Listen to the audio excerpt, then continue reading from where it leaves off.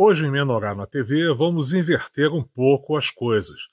Desta vez é o Rabino Eliyahu Haskell, na live dele, que está entrevistando o nosso Ronaldo Gomlewski, direto de Israel. E o Haskell quis saber exatamente o que a boa parte do público quer saber. O que o Ronaldo Gomlewski fez na vida? E é isso que você vai descobrir já já. Menorá na TV, entrando no ar mais uma vez. Que orgulho, que alegria estar te recebendo aqui no meu Instagram. Fico muito feliz por você ter aceito estar aqui comigo. A honra é minha, meu querido. Eu sou seu fã. Que nada. Você, é você na Torá e o Zico em campo. Que nada. Obrigado pelo carinho. Eu que estou muito feliz. Pessoal, praticamente dispensa a introdução quem eu estou recebendo aqui. Uma das pessoas que realmente mais marcaram e marcam a comunidade judaica do Rio de Janeiro e afora. Mas uma breve introdução. Se eu me alongar muito na introdução, acaba 1 hora, tá? Porque tem muita coisa dessa pessoa especial que eu estou recebendo. Mas ele é advogado, jornalista, empresário, gera veículos de comunicação, escreve artigos, já escreveu alguns livros, conheceu mais de 90 países com, em média, 200 comunidades judaicas pelo mundo afora, tem uma grande defesa pelos judeus filhos de forçados, né? Que são descendentes de hebreus, muitas vezes hebreus judeus 100%, tem uma grandeza de sabedoria pela história judaica, foi presidente da comunidade judaica da Fiesp por muitos anos, é uma fera aí praticamente indomável, muita gente, né, tem carinho, muita gente tem amor e muita gente até tem temor por causa dessa personalidade de líder tão forte com quem eu estou conversando hoje. Então, Ronaldo, muito obrigado por você estar aqui, para a gente começar a partir de agora a entrevista. Obrigado por você estar aqui com a gente. É uma honra muito grande ser entrevistado por você. Como eu disse, eu sou seu fã, eu acompanho o seu trabalho, um trabalho criativo, decente, honesto, sério, um trabalho que eleva o judaísmo e aproxima pessoas, aproxima não-judeus, inclusive. E eu quero dizer a você que, como eu disse, é uma honra, uma alegria, um prazer enorme estar aqui contigo. Você tem a idade dos meus filhos menores, curiosamente, e é um prazer enorme mesmo estar aqui, estou à tua disposição, não tem resposta que eu não dê, não tem pergunta sem resposta, pergunte o que quiser, se tiver curiosidade sobre qualquer assunto, eu estou à disposição. Ronaldo, deixa eu começar te perguntando, como é que é? Você nasceu no Rio de Janeiro, onde você estudou, qual o começo aí de linha do tempo da sua vida no Brasil, no Rio de Janeiro? Olha só, são 73 anos de praia, né?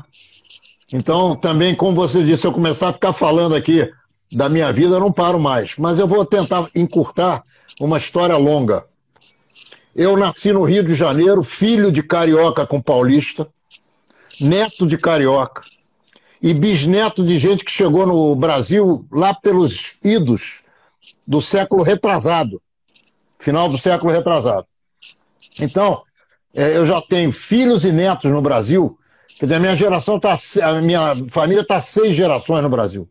Então, eu sou um carioca, criado no Clube Israelita Brasileiro, no CIB, e também na praia de Copacabana, na rua Barão de Ipanema, que era a rua contígua a Leopoldo Miguel, onde eu nasci. Eu tinha uma turma chamada Barrinha, que ficava sentado, a turma ficava sentada ali em frente à igreja São Paulo Apóstolo, e eu me lembro de um dia que eu fui, os meus amigos me convidaram para jogar bola na igreja, e eu fiquei sem saber se eu podia entrar na igreja, porque eu era judeu, e eu com 10 anos de idade, não, nós vamos lá falar com o padre, aí foram perguntar ao padre se eu podia entrar na igreja, o cara disse, claro, não tem problema nenhum, pode ir lá jogar bola, enfim.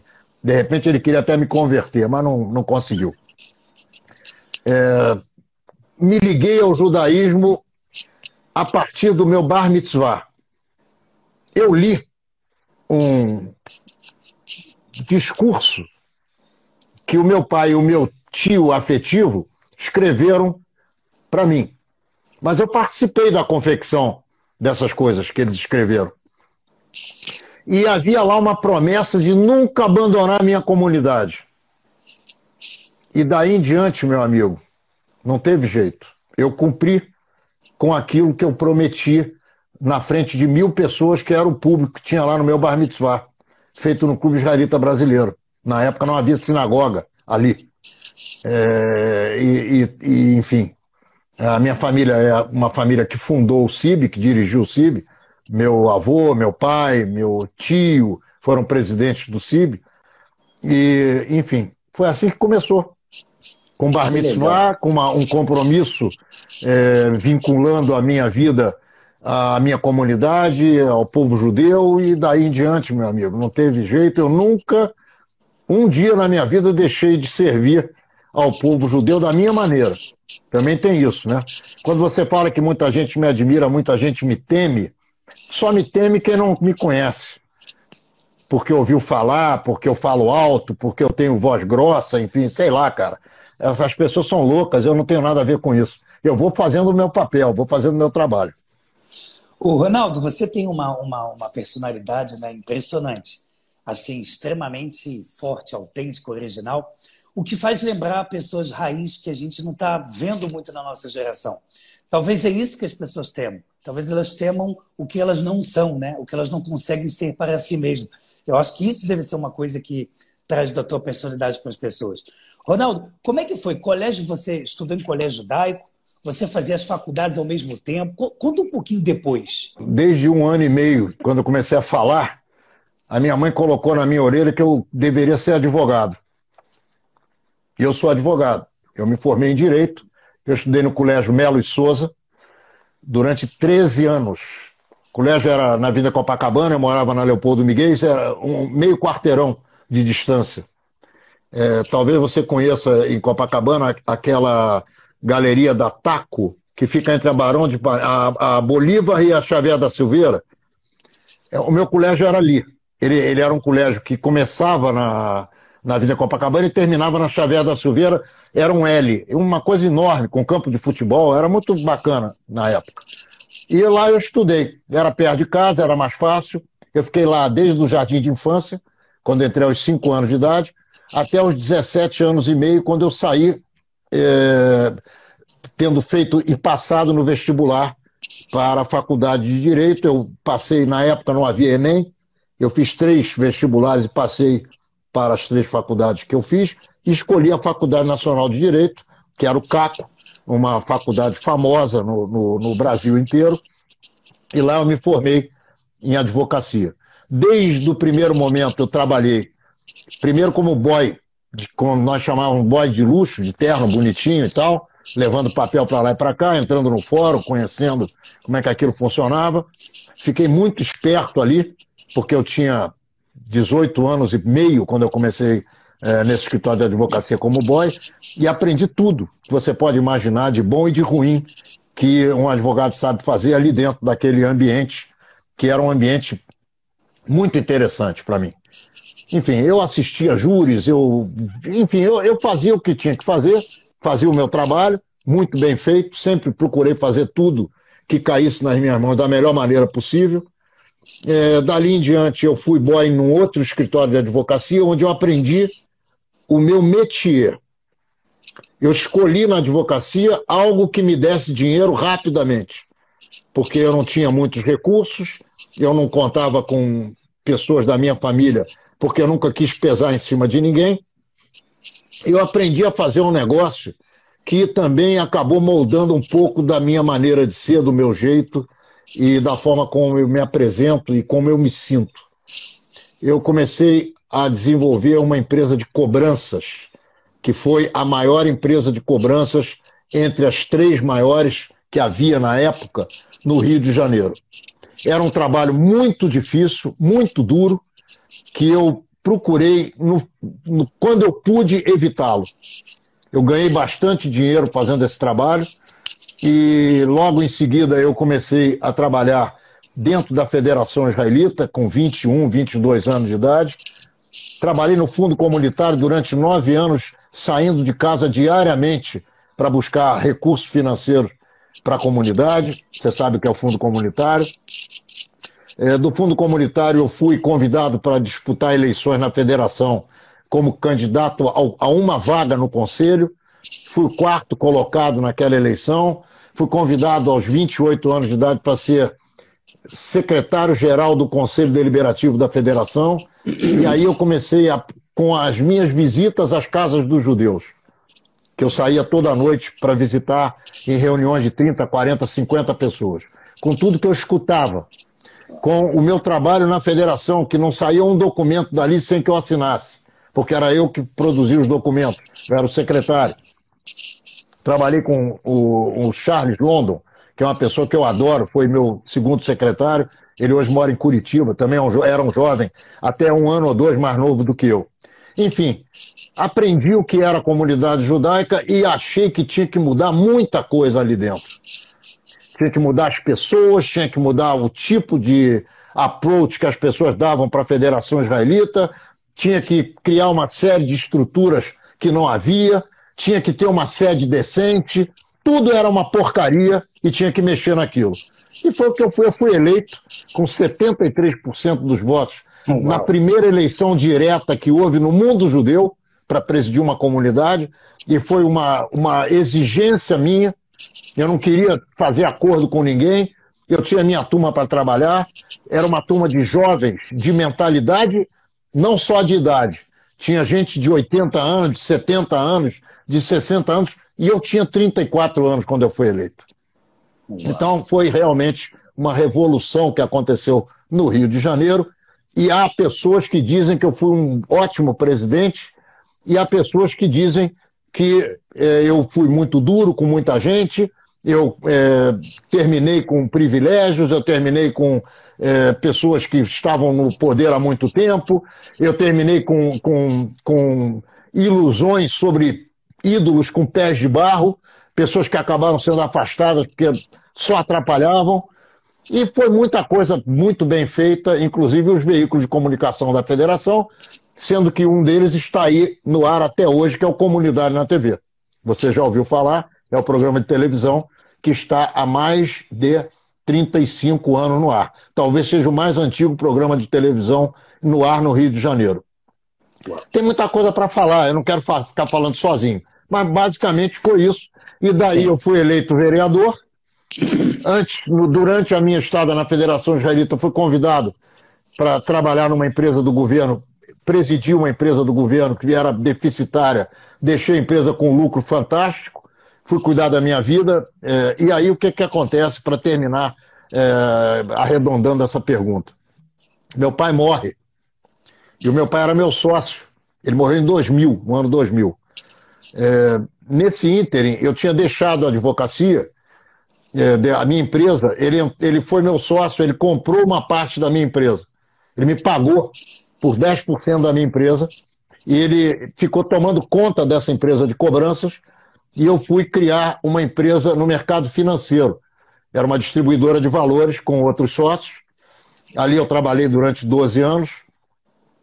E quando meu pai morre, eu estava criando vacas Nelore. Olha que maluquice, porque eu sempre montei a cavalo, sempre cuidei de fazenda e tal, a minha vida inteira, sempre tive. Logo que eu consegui amealhar recursos financeiros, inclusive de uma maneira como uma forma de resgate ao fato de que os judeus não podiam adquirir terras, eu comprei uma fazenda no Rio de Janeiro, no interior do Rio de Janeiro, uma fazenda com 20 alqueires, e depois vendi essa fazenda e aluguei uma fazenda de 1.000 alqueires.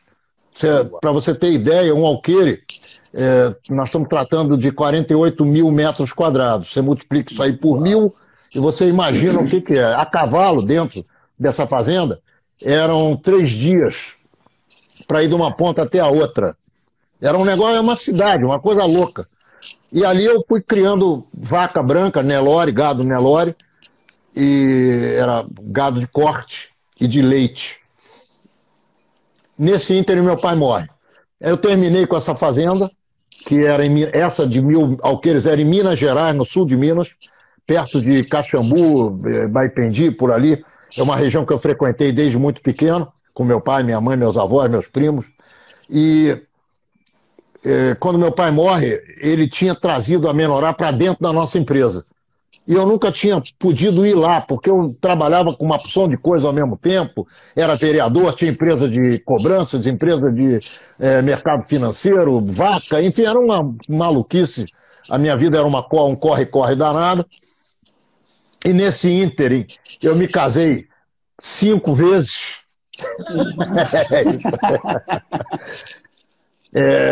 Você sabe que eu tenho 4 filhos, enfim, isso aí eu vou falar na hora que você me perguntar a respeito, se você perguntar. E quando meu pai morreu, eu devolvi a fazenda e vendi o gado inteiro e voltei para o Rio. E aí, o que eu tinha que fazer? Eu tinha que fechar a Menorá para poder continuar com a minha vida. Só que aí aconteceu o seguinte, eu entrei na Menorá e comecei a olhar o que meu pai tinha feito durante 40 anos que eu não tinha dado atenção. E aí eu pensei, eu não posso fechar isso. Eu vou para a faculdade de jornalismo. Isso foi no ano 2000, há 21 anos atrás. E eu vou botar isso aqui para andar. E aí começou. A primeira coisa que eu fiz, eu falei, eu não quero continuar fazendo essa imprensa judaica morfética que esses caras fazem por aí. Estou fora dessa porcaria, não quero fazer isso. Eu vou inventar alguma maluquice aqui, como eu sempre fiz na minha vida. Eu tenho facilidade de criar problemas que eu mesmo vou resolver no final das contas. Aí eu falei, a única coisa que eu posso fazer de diferente, além de ficar noticiando que Joaquina dançou na festa de Bar Mitzvah, que Manuela tirou a roupa na sacada do prédio, que fulano foi jantar não sei aonde, que é o que os caras gostam de ler e fazer, coisa de fofoca, que não é minha praia, eu falei, eu vou fazer o seguinte, eu vou viajar, vou procurar comunidades judaicas pelo mundo afora. E foi o que eu fiz. E além disso, consegui entrevistar figuras sensacionais, como, por exemplo, Ariel Sharon. Uau! Essa é uma história curiosa. Eu quebrei o braço montando a cavalo. Caí do cavalo, quebrei o braço, e quebrei o braço na véspera do meu embarque para Nova York, onde eu iria entrevistar o Ariel Sharon. Era uma combinação que eu tinha feito antes dele ser primeiro-ministro. Ele não quis me dar entrevista em Israel, onde nós estávamos, e ele me disse, você vai embora, você vai para casa, você espera que a qualquer hora vai rolar. E não deu outra. Ele foi eleito, e eu recebi uma ligação de uma secretária dele, me mandando ir para Nova York, perguntando se eu queria, se eu podia, se eu queria, se eu conseguiria chegar em Nova York para atendê-lo, para fazer a entrevista. Eu disse que sim, e é uma história curiosíssima. Eu fui para Nova York, levei um fotógrafo comigo, porque eu não podia fotografar. 2 dias antes eu caí do cavalo e quebrei o braço. O que foi... Olha, Deus eu queria falar um palavrão, mas não posso falar. Deus é uma coisa da maior seriedade. Ele quebrou o meu braço para eu ter uma entrada no Sharon. Quando o Sharon me viu... Bom, Sharon num hotel, não importa qual, eu me dirigi lá ao hotel, mandaram sentar, eu fiquei sentado esperando uma meia hora, daqui a pouco vem um jovem, provavelmente do Mossad, fala, você vem comigo, tá bom? Entrei no elevador, me botaram um capuz, e entra, sai, sobe, desce, não sei onde é que eu estava, com eu e o fotógrafo. E de repente para no andar ainda de capuz, tiram o meu capuz na porta do quarto. O Sharon está na porta e eu tô com o braço quebrado, com gesso, até aqui, braço direito. E aí quando ele me viu engessado, parece que ele sentiu uma afinidade paternal em relação a mim. E foi uma beleza. Olha, a história era a seguinte, eu tinha 15 minutos para ficar com ele. Diante disso, eu disse a ele o seguinte, fale o que você quiser, que eu vou escrever. Não tem pergunta. Eu estou lá, gravando, que não tinha como escrever com o braço quebrado, gravando o que ele estava dizendo. E o tempo passando. E o cara não ia embora. E os assessores dele, olha, eu não minto. Quem me conhece sabe que eu não minto. Os assessores dele entravam na sala, que era um quarto com um salão, e faziam assim para ele. Ele tinha que se encontrar com o presidente da República, com o presidente George Bush. Eu sei, meu amigo, que ele ficou comigo 2 horas. Ele dizia, não vou, eu estou conversando aqui com o rapaz que veio do Brasil para me entrevistar. Ele me falou de tudo. E na Menorá está escrito, porque eu publiquei tudo que eu conversei com ele, com as fotografias, com tudo. Ele me disse, eu vou construir um muro de 700 quilômetros, sei lá quantos quilômetros, eu não me lembro, acho que é 700 quilômetros mesmo. Não vai mais passar palestino nenhum para dentro de Israel, não vai ter mais atentado. E eu falei, você é muito louco, cara. Vai construir muro desse jeito, desse tamanho. E o cara construiu e os atentados pararam. Eu fui o primeiro a publicar isso. Está na Menorá. Então, eu tive essa sorte, entendeu? Na minha vida, com a luta que eu vou desenvolvendo, as coisas vão aparecendo e vão acontecendo na minha vida de forma muito legal. E, Ronaldo, foi em que idioma que você conversou com ele? Inglês. Ah, foi em inglês? Eu não falo hebraico. Inglês. Eu falo francês, inglês, espanhol, italiano, português. Hebraico eu não falo. Sim. Enfim, eu falei com ele em inglês. Uau. Quer dizer, Ronaldo, você, com quantos anos? Você tinha o quê? 51 anos?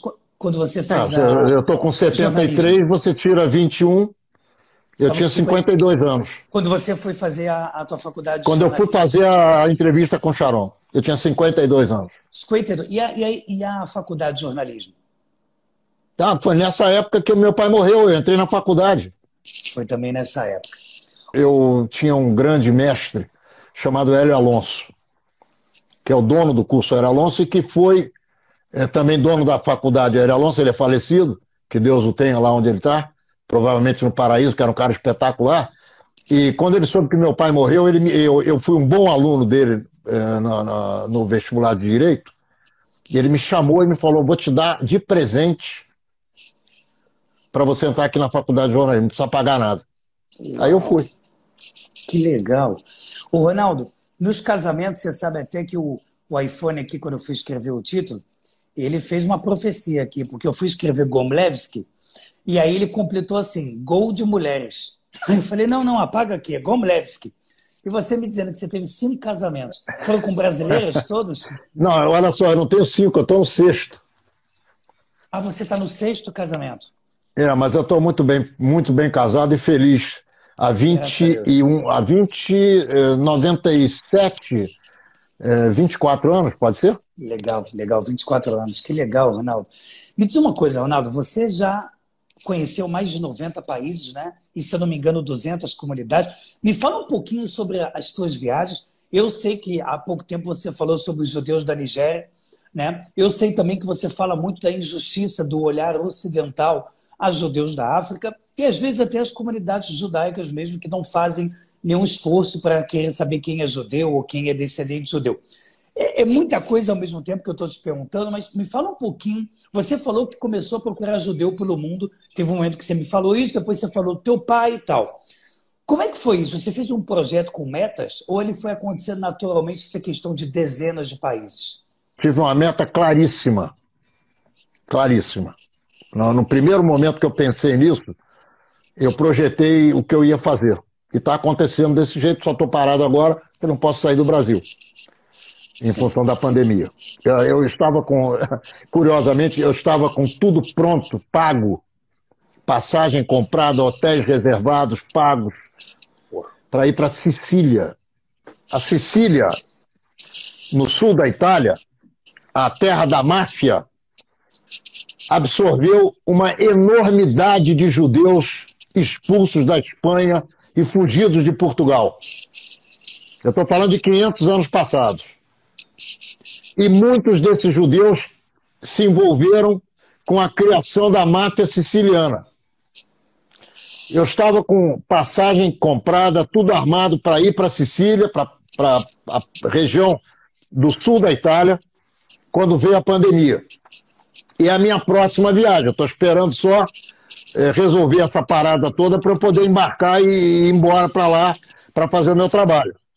Mas a primeira viagem que eu fiz foi uma loucura, rapaz. Foi um negócio de maluco, porque foi a primeira e eu fui a 6 países. Eu fui Marrocos, Egito, Turquia, Grécia, Portugal e Espanha.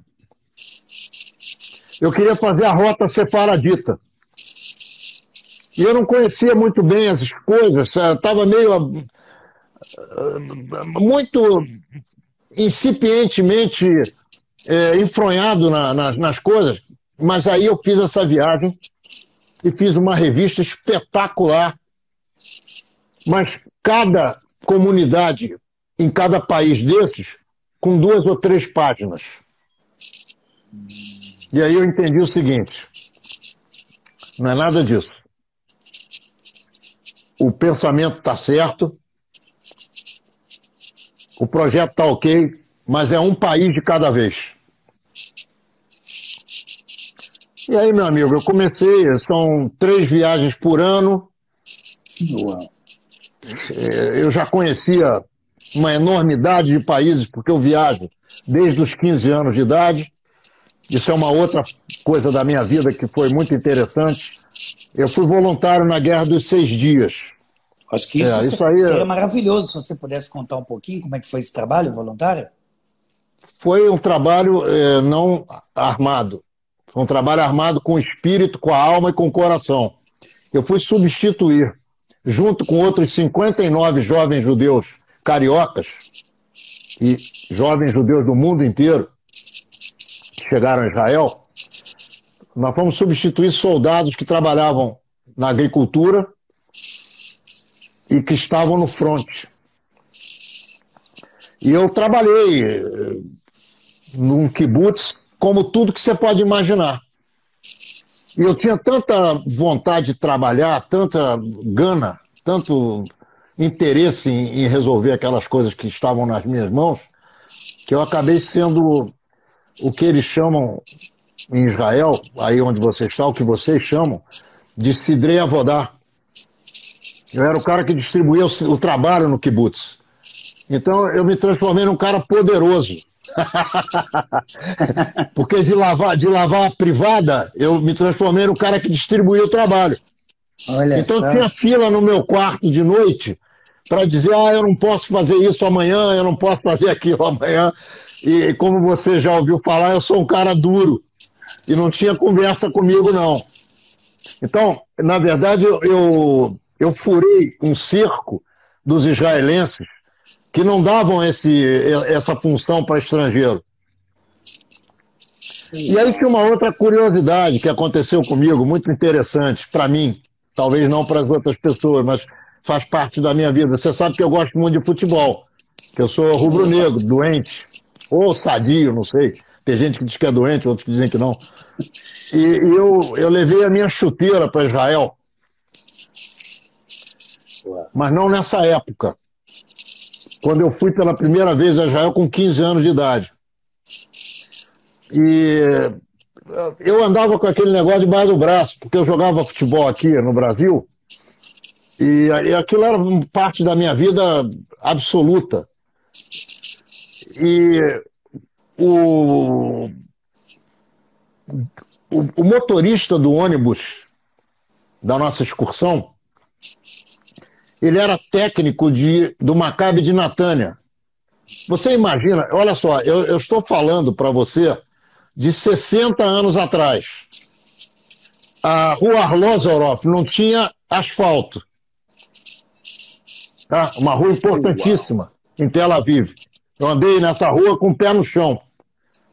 Então, o cara era voluntário, os times de futebol, o cara vinha da fábrica, tirava a roupa, botava o calção e ia jogar. E ele achou que estranho, ele me levou para jogar com os garotos lá do juvenil do Maccabi de Natânia. E eu acabei... Ele me perguntou se eu gostaria de treinar com o primeiro time do Maccabi de Natânia.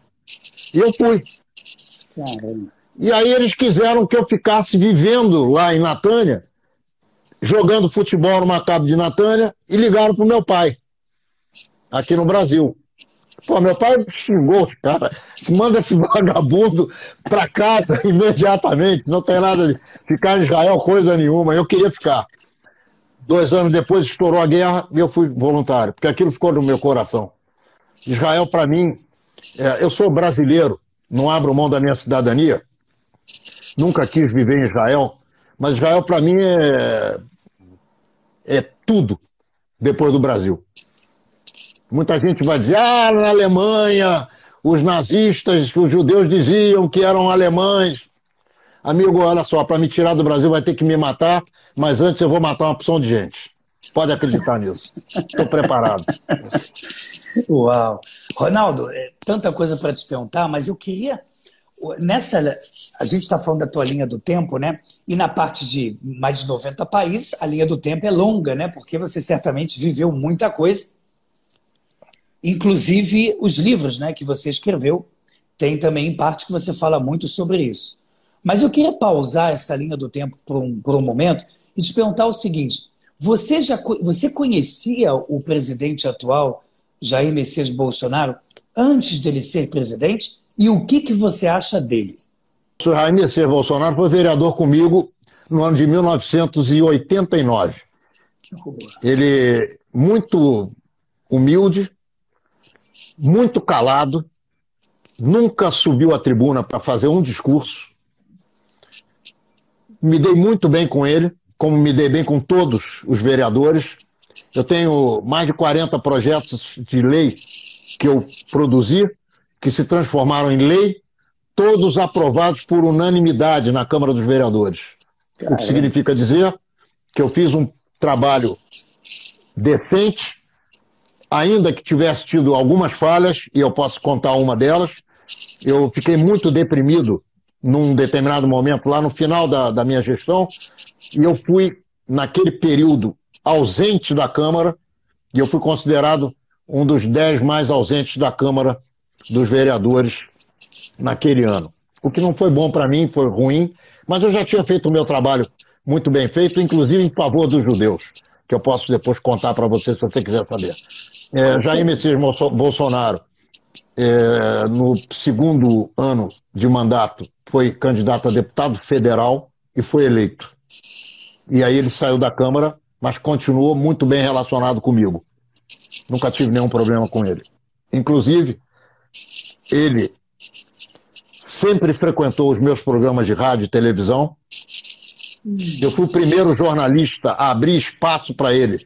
Quando ninguém queria ouvi-lo, eu o entrevistei no meu programa de televisão e ele usou a entrevista que eu fiz com ele como peça de campanha dele. Então, é uma pessoa com quem eu não falo desde o meio da campanha eleitoral, porque ele, muito atarefado, eu perdi o contato com ele. Nunca o procurei, ele como presidente da República e eu como cidadão, para conversar sobre nenhum assunto.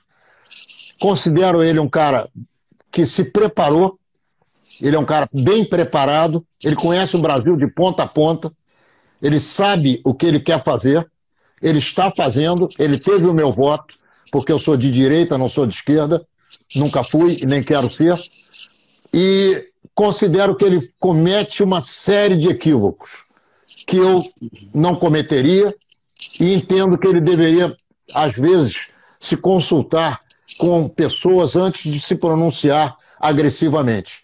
Porque o presidente da República ou o presidente de qualquer instituição, ele tem que observar a liturgia do cargo dele. E eu acho que ele não observa isso. Ele chuta o pau da barraca. Isso é muito bonito para mim, que não tenho obrigação com ninguém, que sou empresário das minhas empresas, faço o que eu bem entendo da minha vida. Se eu quero trabalhar, eu trabalho. Se eu não quero trabalhar, não trabalho. Se eu quero cuspir para cima, eu cuspo. Se eu não quero, não cuspo. Mas ele não é isso. Ele fala em nome de 230 milhões de pessoas. e ele tem que tomar certos cuidados que ele não quer tomar. Então não adianta, é o jeito dele. Agora, eu vou dizer uma coisa a você. Entre ele e o Lula, eu vou votar nele de novo. Eu tive assim a honra em 2016, 2 anos antes, né, da eleição, eu tive a honra de conversar com ele, conversei com ele por volta de 2 horas e meia num hotel de Jerusalém.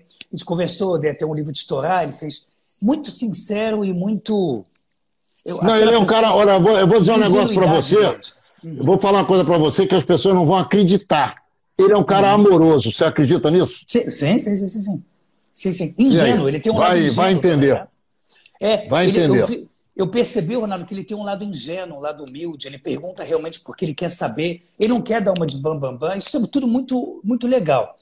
Eu comecei a ter minhas dúvidas, Ronaldo, sobre uma coisa que eu quero saber a tua opinião, e é uma dúvida minha. Às vezes eu fico na dúvida se ele é um líder forte ou não, se às vezes é difícil para ele fazer a ponte entre o começo de um projeto até ele ser finalizado, ou acaba que coisas se destrambelham no meio do caminho por ele não ser um líder forte. O que você acha disso? Eu não sei se eu conseguiria, com toda a minha personalidade, com toda a minha inteligência, com toda a minha cultura, com toda a minha capacidade, com toda a minha viagem, com tudo que eu fiz na minha vida, que pode não valer nada e pode valer muito, não sei, quem estiver nos assistindo que julgue, eu não aguentaria o tiroteio que ele recebe, não, cara. Todos os veículos de comunicação contra ele, a esquerda contra ele não deu trégua um dia sequer no governo dele, e ele está tocando o governo para frente, está levando a coisa para frente. E tem coisas no governo dele que são espetaculares. O que está sendo feito no Nordeste, para o povo nordestino, é de tirar o chapéu. E vou dizer uma coisa a você, na minha avaliação, todas essas pesquisas que estão fazendo aí, que Lula está na frente, tudo mentira isso, cara. Isso é tudo conversa fiada. Ele vai dar um banho em quem aparecer pela frente aí. Agora, sim, é como você fala, não é que ele é destrambelhado. O cara não aguenta, rapaz. É tanta pressão em cima dele. Agora, ele tem um problema, na minha avaliação, que para ele não é problema. É problema para mim. Eu não faria isso. Quando você tem questões com os filhos que estão na política, eu não sei se eu conseguiria, talvez sim, eu não sei se eu conseguiria presidir uma república tendo que cuidar dos meus filhos. Eu acho que esse é o maior problema que ele enfrenta. Uau. Além disso, você sabe melhor do que eu que o Brasil é um país de privilégios e de privilegiados. Meia dúzia de privilegiados para uma imensidão de gente, uma onda enorme de pessoas com problemas de educação, com problemas de saúde, com problemas de alimentação, com problemas de emprego, com problemas de desenvolvimento mental. Temos de tudo que é porcaria aqui nesse país. Então, consertar isso, cara, não é da noite para o dia. E outra coisa, se você partir do princípio que 59 mil brasileiros têm foro privilegiado, você imagina um negócio desse, cara? Você imagina que hoje você tem, na CPI da Covid, 2 cidadãos que têm processos contra eles, acusações gravíssimas. Um é o presidente, outro é o relator. Eles estão querendo correr atrás de corrupção, que é uma das mais graves doenças que o Brasil tem. E não é só o corrupto funcionário público, é o corruptor, que é o empresário que corrompe o funcionário público, que é um sistema baseado nesse tipo de dificuldade. Então, meu amigo, eu não sei, como eu não converso com ele, eu não sei o que se passa na cabeça dele, não sei o que está acontecendo, eu só vejo o que está do lado de fora, né? O que aparece para mim, aparece para você também. Mas eu sinto que ele vive nessa corda bamba. Seria melhor que os filhos dele fossem, sei lá, engenheiro, médico, oftalmologista, obstetra, sei lá, cara. Mas não, um é senador, o outro é deputado federal e outro é vereador. E se envolvem com o pai, com a política. Tem coisas que são muito complicadas. Eu não consigo entender como é que até hoje no Brasil não se descobriu quem foi que mandou o Adélio matar ele com uma faca. Isso aqui é um negócio que está encravado na minha garganta. Não é possível a gente não saber disso. Deixa eu te perguntar uma coisa, Ronaldo. Você já chegou a passar por alguma situação de perigo de vida nessas viagens? Ou no trabalho que você fez desses projetos, conhecer a comunidade judaica como ameaça? Coisas que alguma vez colocou a tua vida em risco? Ou você sempre conseguiu desenvolver muito bem teu trabalho de jornalista? Olha, eu tive duas questões dessas que você está colocando aí. Uma em Israel, no Shuk, numa situação protagonizada pelo Milton Gonçalves. Você sabe quem é Milton Gonçalves? Não. É um ator negro brasileiro conhecidíssimo. Muita gente que está nos assistindo conhece. Quando eu fui presidente da federação, com base nas minhas viagens como adolescente para Israel, eu aprendi que Israel tem o melhor diplomata, que é ele mesmo. Israel mostrando a ele próprio para as pessoas amam Israel, todas as pessoas. Quem bota o pé aí sabe disso. É a comida, são as escavações, o tipo de museus, enfim, é o Yad Vashem, são as plantações do Keren Kayemet, enfim, é uma infinidade de coisas maravilhosas que as pessoas que vão aí se apaixonam. E houve um belo dia que apareceu um cara do Knesset, aqui no Brasil, e eu era vice-presidente da Fierj. Ele começou a conversar com o presidente e ele queria levar jovens do mundo acadêmico, alunos, para fazer propaganda de Israel para esses jovens. Eu falei, olha, você está errado, meu amigo. Eu quero levar formadores de opinião prontos para Israel nas mais variadas camadas da sociedade. Levei, por exemplo, o governador Moreira Franco, o prefeito Saturnino Braga, a jornalista Glória Maria e a jornalista Leilane Neubart, o secretário de Justiça Tércio Lins e Silva.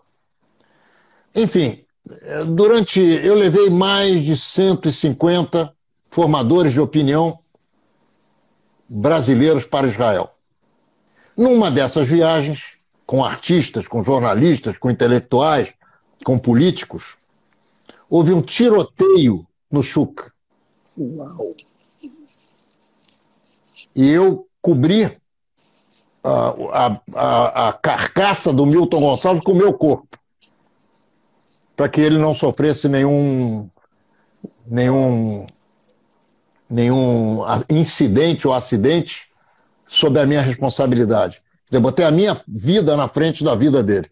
Não aconteceu nada comigo, mas depois que passou, eu suei frio. Depois que passou, as minhas pernas tremeram. Isso foi um. A segunda vez, nessa viagem que eu fiz para cobrir a Intifada, eu não sei se você se lembra, Israel bombardeou a Mucata. Mucata era a casa do Arafat, em Ramallah. E eu queria entrevistar o Arafat. E eu fui até a Mucata, andando. Passei a fronteira de carro, encostei o carro com o meu fotógrafo e comecei a me dirigir para Mucata. Nisso, alguns metros antes da casa do Arafat, onde eu acabei batendo na porta e não fui atendido, tinha lá um camarada, numa casa. E eu parei, perguntei se ele falava inglês, ele começou a conversar comigo. O inglês era um árabe, que falava inglês. E lá pelas tantas, uns 5 minutos de conversa, ele falou para mim assim, você vira para trás. E eu virei para trás e tinha um tanque israelense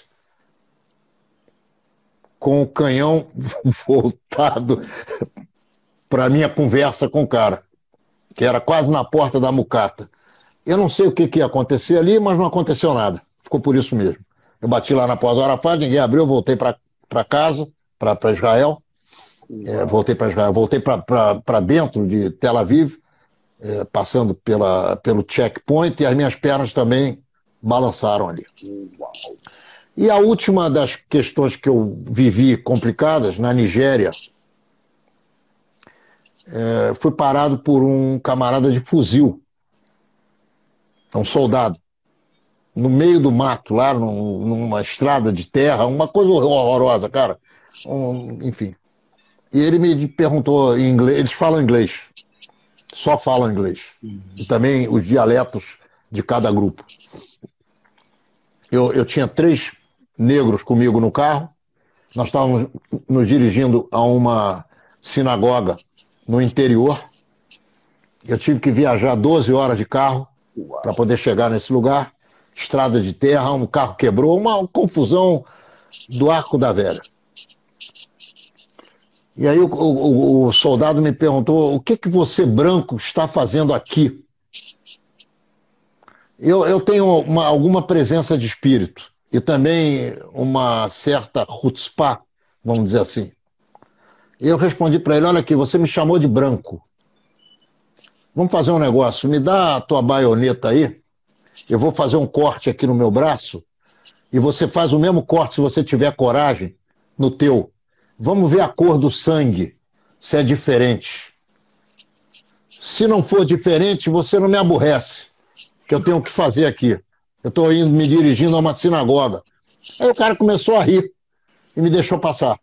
Ô, Ronaldo, eu quero aproveitar aqui para te dar uma bênção, para pedir a Hashem que te dê vida longa até os 120 anos, muita saúde espiritual, mental e física, muita alegria, muitas vitórias, que você continue fazendo o que a gente chama em hebraico de Kiddush Hashem, enaltecer o nome de Hashem e enaltecer também o que é honra e integridade, que está tão difícil ver hoje em dia, e você é um show, uma enciclopédia do que é integridade e honra. Então, assim, é emocionante te escutar, é emocionante a tua originalidade, e eu vou pegar muito do que eu estou aprendendo com você para botar na minha vida particular também em prática, e eu peço muito para a Hashem para te dar muito sucesso, porque você merece assim, tudo de bom e mais um pouco pela pessoa maravilhosa que você é.